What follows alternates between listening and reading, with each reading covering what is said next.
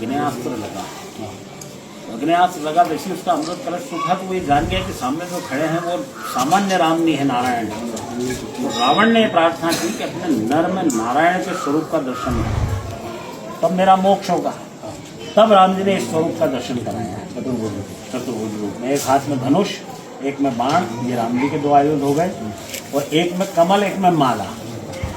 अब ये राम जी ही है, इसका प्रमाणीकरण कि कोई इनको नारायण ना समझे, तो राम जी के चरणों में हनुमान जी और अंगद जी हैं।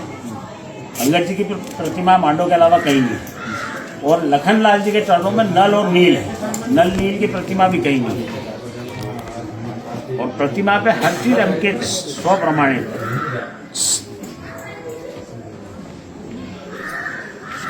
ये भगवान राम का मंदिर एक ही है। इतिहास कितना पुराना है इसका? इतिहास तो महाराज जी यूं देखा जाए तो प्रतिमा विक्रम संवत 957 की, 1200 साल।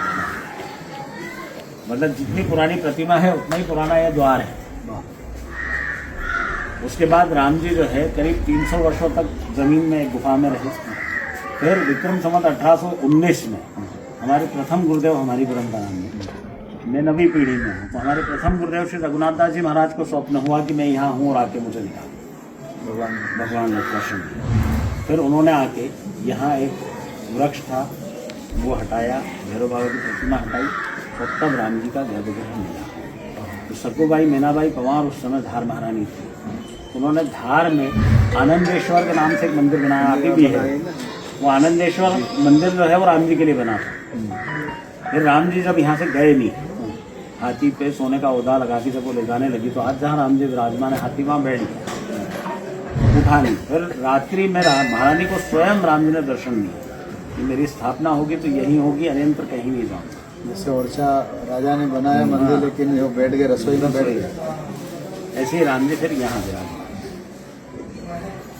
और पवार राज्य में राम जी रियासतदार है, एक सेपरेट रियासत है मांडवपुरी, बकायदा राम जी का निशान वगैरह सब उन्होंने दिया। तो फिर राम जी को इतनी जमीन जायदाद और व्यवस्था की।